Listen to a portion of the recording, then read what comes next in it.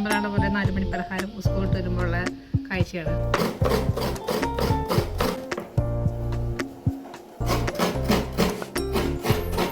Hello guys, വെള്ളം ചൂടാക്കുകയാണ്. അപ്പോൾ ഒരു പാത്രത്തിൽ വെള്ളം എടുത്തായിരുന്നു.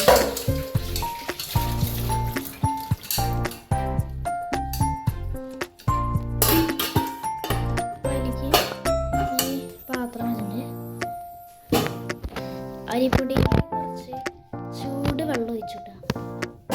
നമ്മൾ ഇതിലേക്ക് എന്തിട്ടാണ് നമ്മൾ ഇട്ടത്?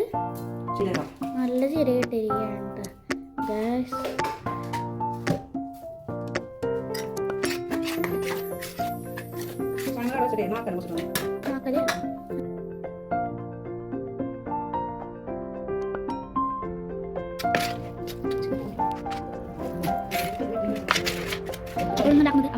മാറി മാറി ഉണ്ടാക്കുക ഗൈസ്. ഹലോ ഗൈസ്, നമ്മുടെ ജിമ്മിലാണ് അമ്മണിയിലാണ് ആരാ.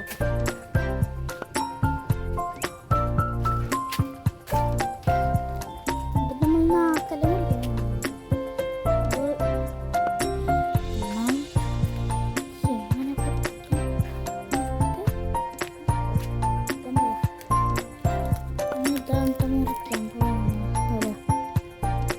സമയം മുറിച്ചെടുത്ത് നമ്മളെ മാമ അപ്പൊ പോവാട്ടോ ജോലി.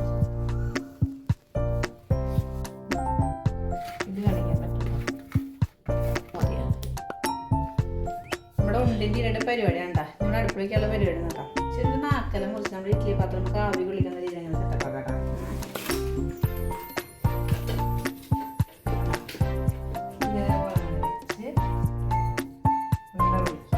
അങ്ങനെ നമ്മുടെ ഉണ്ടിയും തിരിയൊക്കെ സെറ്റായിട്ടാ. ഇനി നമുക്കിത് ആവിയിൽ വേവിച്ചെടുക്കണേ. ഇത് നമുക്ക് കഴിക്കാം.